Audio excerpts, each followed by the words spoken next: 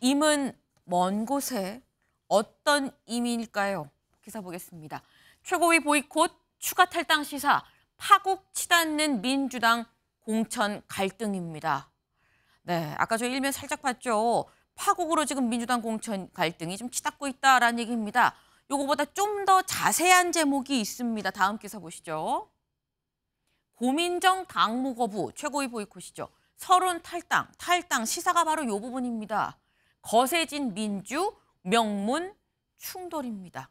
명문 정당이다라는 얘기가 나는데 명문 지금 충돌하고 있다라는 겁니다. 지금 여기는 크게 지금 두 가지가 나왔어요. 고민정 최고위원이 당무를 거부하고 있다라는 거, 그리고 서른 의원이 탈당을 하겠다라고 얘기를 했다라는 겁니다. 먼저 고민정 최고위원 얘기를 좀 보죠. 다음 기사 볼까요? 친문 고민정, 이재명 태도 바꿔야 최고위 보이콧입니다. 고 최고위원의 얘기 직접 들어보고 오시죠. 전혀 어떤 고려가 되고 있는지 최고위원들하고는 논의가 되고 있지 않습니다. 거기에 대해서 논의를 좀 하자고 저도 이제 여러 차례 제안을 했는데 예. 그것 자체가 공천에 개입이 되기 때문에 할 수 없다는 답변만 제가 지금 계속 받고 있거든요. 예. 근데 그게 잘 이루어지고 있지 않아서 추미애 전 장관님이나 전현희 위원장님이나 이런 분들에 대해서 사실은 어떤 논의도 지금 해보지를 못하고 있습니다. 예. 그러나 지금의 상황으로서는 저는 공천을 하지 않으면 안 되는 상황까지 왔다고 생각합니다. 그 임종석 실장보다 그 지역의 지지율이 더 잘 나오는 사람이 누가 있는가는 조사를 아마 여러 차례 한 것으로 보여집니다. 만약에 더 잘 나오는 사람이 있었으면 여기까지 왔겠나 하는 생각이 드는 겁니다. 어제 최고위에서 이 임 전 실장 거취 문제도 좀 얘기가 좀 됐습니까? 이 문제에 대해서는 구체적으로 얘기조차 되지 못했습니다. 네, 지금 하위 10%, 20% 요 공천 문제 이거 좀 얘기 좀 하자고 하는데 아무리 얘기를 해도 수차례 얘기해도 지금 지도부에서 논의를 안 한다라고 얘기를 했습니다. 내가 그래서 최고위에 안 들어가는 겁니다라는 취지인 거예요. 근데 윤영걸 대표님, 사실 지금 민주당 안에서 지금 가장 큰 문제가 결국 공천 갈등으로 지금 보이는데 이 논의 왜 안 하는 걸까요? 논의를 지금 본격화하긴 하는데 네. 지금 임종석 전 의원 좀 중성동 갑에 네. 지금 신청을 했는데 그 논의는 지금 본격 안 하고 있는 거죠. 가장 큰 뇌관이 그거 아니겠어요? 친문재인을 대표하는 어떻게 네. 보면 임종석 전 의원이 됐고 지금 이재명 대표로서는 대권으로 가는데 임종석 전 의원이 만약에 되면은 당 대표 또 출마해서 세력 결집을 할 거 아닙니까? 그래서 미리 좀 걷어내려고 끝까지 좀 안 하는 것 같은데 지금 민주당계의 그 이재명 대표의 공천은 보복운전에다가 지금 폭주 거기다가 사천 임기령 안기령인가요? 안기령. 뭐 그런 사람도 네네. 개인적으로 호감이 있으니까 전략 공천 꼽아놓은 거 아니에요? 그런데도 불구하고 지금 반대하는 세력이 제 힘을 못 받는 게 좀 고민정 전 의원도 지금 최고위 불참하고는 했지만은 네. 자기 공천 받은 다음에 지금 최고위 불참하거든요. 미리 좀 했어야 되는데 이름대로 고민해서 정리하는 시간이 너무 길었어요. 좀 빨리 좀 했으면은 영향력을 행사할 거 아니에요. 또 동작 의뢰 이수진 의원도 지금 이재명 대표 백현동에 대해서 뭐 최고 무기징역이다. 또 김병기 의원이 또 뇌물 혐의 있다. 뭐 이렇게 하지만은 이분도 공천 탈락한 다음에 또 얘기했고 또 서른 의원도 지금 하위 10% 들어온 다음에 지금 탈당 검토한다고 하니까 너무 좀 늦은 거 아니냐. 좀 하려면은 좀 빨리 좀 해서 당을 민주당이 지금 저도 신문기자 한 40여 년 했지만 민주당 이번 공천 같은 거 처음 봤어요. 신문기자 50년 한 사람한테 물어봤어요. 네. 이런 공천 본 적 있냐 했더니 이런 공천 자기도 처음 본대요. 그럴 정도로 이번 민주당 공천이 마구 그냥 폭주하는 열차처럼 달리는데 저거를 좀 제어할 수 있는 방법이 좀 없다. 그게 어떻게 보면 우리나라 민주주의에서도 크게 민주주의라는 게 양쪽 날개로 달리는데 민주당이 저렇게 개인 정당이 돼버리면 이게 우리나라 민주주의 발전에 도움이 되겠어요? 그래서 임종석 의원에 대해서도 오늘 결정은 나지만은 네. 여러 가지 큰 걱정이 아닐 수가 없습니다. 지금 고민정 최고위원도 좀 너무 늦었다라고 말씀을 하셨어요. 아니 왜 공천 받고 난 다음에 보이콧하는 거냐? 그럼 진작 아니면 아니라고 얘기를 해야 되는 거 아니냐라고 말씀을 하셨는데 비슷한 얘기를 지금 대표적인 원외 친명 그룹이죠. 더민주혁신회의에서 입장을 내놨습니다. 뭐라고 얘기를 했느냐. 고민정 최고위원이 최고위를 불참하는 거, 당부를 거부하는 건 총선 승리를 담보로 한 인질극이다. 당을 흔드는 행위 즉각 중단하고 본연의 업무에 충실을 해야 된다라고 얘기를 하면서 일부 당 지도부 및 중진 의원들 공천 시스템의 문제를 제기하고 있는데 사실은 본인들이 공천에 감나라 대추나라면서 개입을 하고 있다라고 얘기를 했습니다. 그러면서 아니 그렇게 공천 불신하면 당신도 단수 공천 내려놓으시지요라고 얘기를 했습니다. 네. 근데 이 얘기 윤경호 위원님 어떻게 보세요? 고민정 최고위원 그럼 본인 공천 받고 난 다음에 왜 보이콧하냐라고 지적하셨거든요. 세상에 그렇게 용감하게 뭐 지금 내 몸을 던져가면서 그러면 차라리 당을 뛰쳐나가야죠. 아까 제가 말씀드렸습니다만 지금 이 정치판에서 소선거구제 하에서는 거대 정당의 이점과 거대 정당의 우산 이걸 차버리기가 쉽지가 않아요. 그러니까 싫어도 그냥 남아 있는 거고. 그러나 글쎄요, 어느 한 당은 완전히 뭐 이재명이라는 대표의 뭐 사적인 감정으로 다 공천이 이루어지는 뭐 상황이고, 어느 한 당은 아주 시스템에 의해서 잘 굴러가는 상황이고, 과연 그렇게까지 그냥 극단으로만 지금 가고 있는 건지, 아까 제가 말씀드렸습니다만 갈등이 있는 게 과거에는 아까 윤 대표님이 혁신이라는 표현, 가죽을 벗겨내는 듯한 아픔을 겪어가면서까지 사람을 바꾸는 이거였는데, 그 사람을 바꾸는 과정에서 보니까 너무 한쪽으로 치우치는 거 아니냐. 특정한 이를테면 지금 주류인 이재명 대표 쪽에 있는 사람은 유리하고 나머지는 정말 전혀 이유도 없이 그냥 밀어내버리는 듯한 이런. 그러니까 사실 제가 봐도 어처구니 없는 결정들이 가끔씩은 있어요. 예를 들어서 민주당 얘기니까 경기도 광명을 같은 경우는 민선시장을 2번이나 지낸 현역 의원을 그냥 컷오프를 시켜버렸더라고요. 그러면서 재공모를 하겠다 이러는데, 그러면은 특정한 인물을 그냥 박아넣기 위해서 이런 현역 의원을 컷할 때 기준을 미리 본인이 납득할 만한 정도를 줬으면 모르지만, 그렇지 않다면 정말 분란을 계속 더 일으키는 거 아니에요. 그러니까 아까 국민의힘 의원들의 경우는 2월 말에 있는 특검법 재표결이라는 명백한 목표가 있으니까 그걸 위해서 다 껴안고 간다. 저는 그것도 사실 맞을까. 왜냐, 아까 혁신이라는 얘기가 나올 정도로 이번 총선에는 유권자들은 좀 사람들이 바뀌어서 새로운 사람들로 평가를 좀 했으면 좋겠다. 이런 거잖아요. 네. 그 정신을 지금 남아있는 이 기간 중에라도 양쪽 당 다 좀 귀담아 들었으면 좋겠습니다. 네. 뭐 민주당 공천도 뭐 이렇게 좀 이상한데라고 하는 부분이 있다, 개인적으로. 그렇지만 뭐 국민의힘도 잘하는 것 같진 않다. 양쪽 다 좀 잘했으면 좋겠다 말씀을 하셨어요. 근데 약간 지금 일단 겉으로 보기에는, 겉으로 이제 뭔가 지적된 이런 부분들을 보면 뭔가 이재명 대표의 어떤 친명 성향의 사람들이 공천을 더 잘 받는 거 아니냐라고 좀 오해가 될 수 있는 부분이 있지 않느냐라고 말씀하셨는데, 아까 말씀 중에 윤영걸 대표님도 그 말씀하셨죠. 안규령 뭐 부대변인에게 좀 개인적으로 호감이 있으니까 그런 거 아니겠느냐 말씀하셨는데, 일단 뭐 개인적인 의견입니다. 근데 일단 민주당은 현재 시스템 공천을 하고 있다라고 얘기를 하고 있다는 점도 같이 좀 말씀을 드립니다. 민주당은 시스템 공천하고 있다라고 얘기를 하고 있는데, 일단 저희 패널 개인적인 이런 생각 좀 들어보면 거기에선 좀 이상하다고 생각하는 분도 있다라고 좀 개별 의견을 말씀을 하신 거예요. 이 정리를 좀 한번 하고 넘어가겠습니다. 네. 근데 일단 이 고민정 최고위원도 이 일을 지금 제기를 하고 있는 거예요. 지금 뭐 여론조사 업체를 배제를 하긴 했습니다만 그 차원을 지금 넘어서 뭔가 상황이 점점 갈등이 좀 커지고 있는 거 아니겠느냐라는 겁니다. 그리고 그 갈등의 한가운데는 다음 기사 볼까요? 임종석 공천이 있다라는 겁니다. 어제 저희가 임은 오늘 키워드가 임은 먼 곳이죠. 네, 임을 어찌할 거가 어제 기사 중에 있었습니다. 이 임이 그 임이죠. 임종석 공천 모르쇠 전략, 갈등 키우는 민주당 지도부입니다. 네, 지금 하위 20% 뭐 공천 친명이냐 비명이냐 한가운데 지금 있는 임종석 전 비서실장.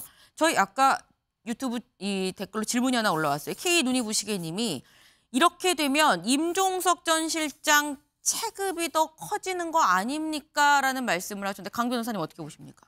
네, 저도 그렇게 생각합니다. 지금 임종석 실장이 중성동갑에 출마를 했던 것은 어떤 뭐 정치적인 의견이 있어서라기보다는 본인이 그 지역구에서 과거에 재선 의원을 했었거든요. 그렇기 때문에 돌아가려고 했었던 것으로 생각이 들고 또 임종석 실장 같은 경우에는 과거에 또 종로에서도 출마를 하려고 했었던 부분이 있기 때문에 네. 만약에 초반에 중성동갑에서 출마를 하겠다고 했을 때 민주당에서 여기는 전략 지역이니까 다른 지역구로 옮기자란 얘기를 조금 더 대화가 스무스하게 진행이 됐다면 저는 임종석 실장도 옮길 수 있었을 것이라고 생각합니다. 그런데 초반에 그렇게 대화가 된 것이 아니라 어떠한 친문과 친명 간의 갈등 그리고 그 갈등의 중심에 임종석 실장이 있는 것처럼 계속적으로 보도가 되면서 또 여기에 대한 결론을 지금 못 내고 있잖아요. 네. 이게 정말 일이 일파만파 커지고 있다 보니까 오히려 그 눈송이가 점점 커져갖고 눈사람 정말 너무 커다란 눈사람이 돼버린 상황이 됐다고 저는 생각을 합니다.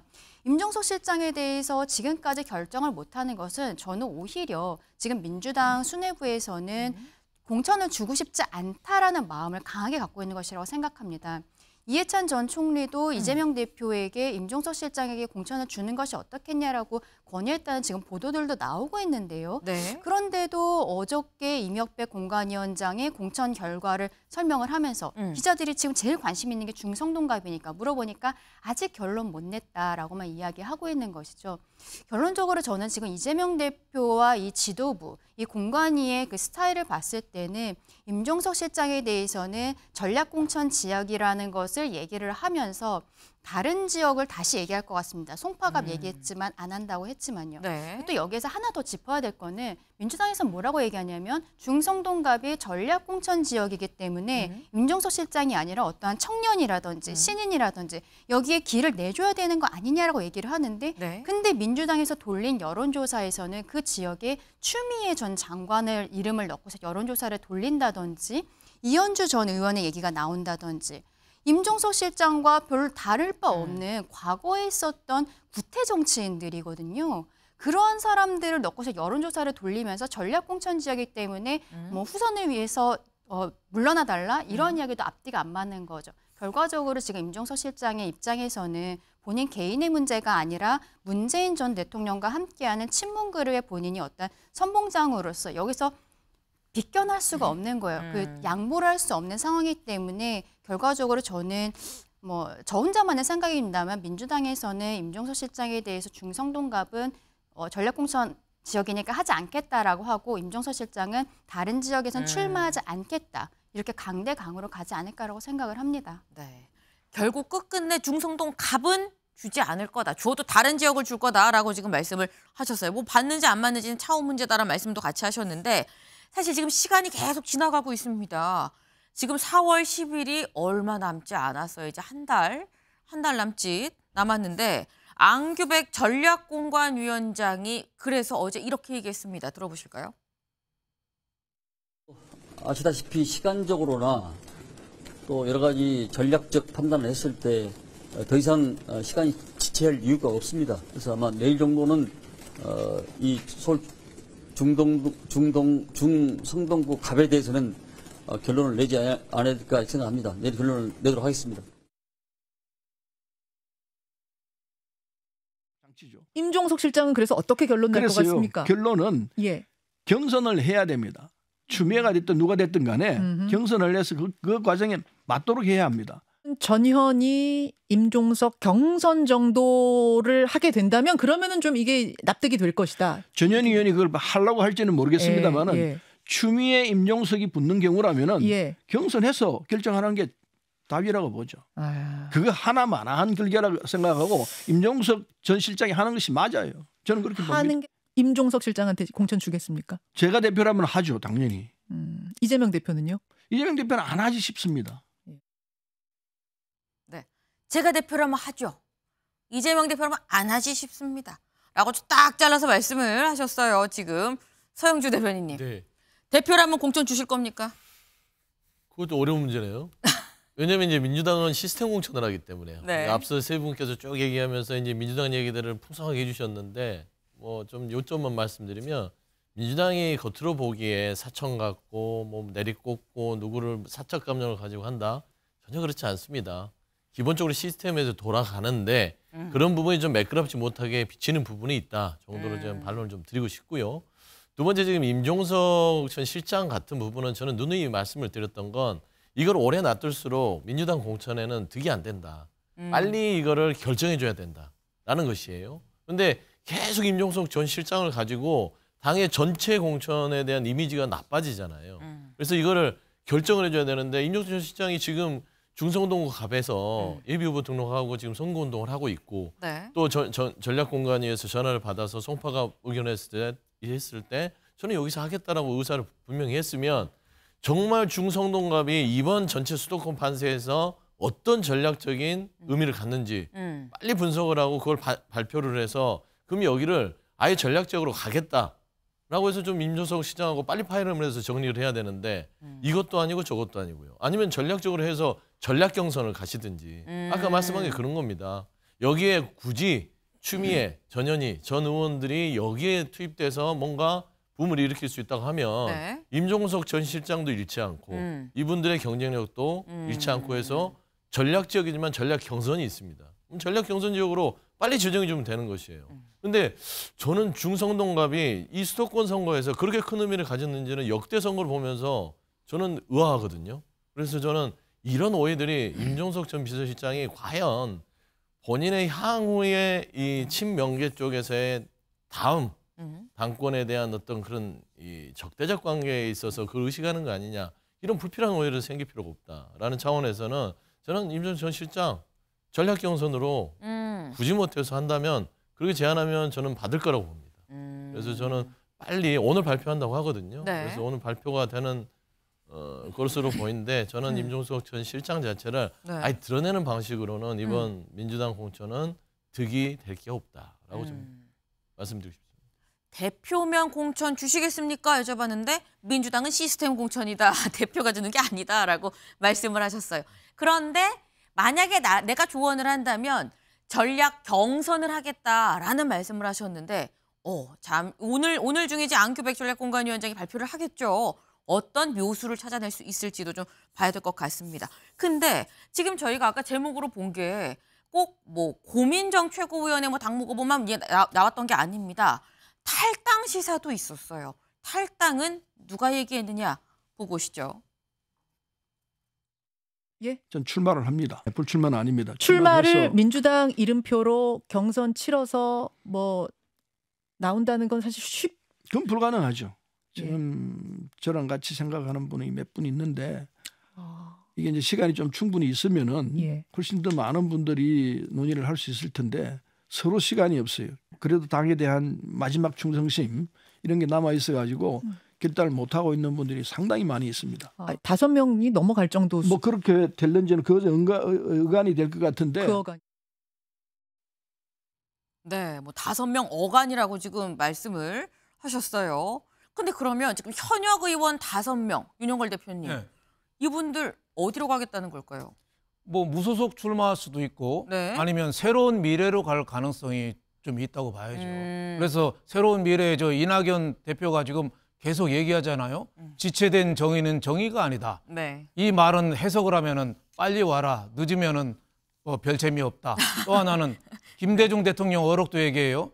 행동하지 않는 양심은 악의 편이다. 나쁜 편이다. 이렇게 하는데 빨리 행동해서 일로 와라죠. 근데 새로운 미래에도 그물을 좀 빨리 튼튼한 걸 쳤어야 되는데 저 이준석 친당 갔다 오다 보니까 지금 그물을 지금 막 피고 있어요. 네. 그러니까 서른 의원이나 이런 사람들이 뭐 이낙연 대표랑 가깝긴 하지만은 아직도 좀 망설이는 거 아닌가. 차라리 무소속으로도 한번 검토해 보는 거 아닌가. 뭐 이런 생각이 좀 듭니다. 네. 이제 막 핀 그물에 물고기가 몇 마리가 잡힐 것이냐.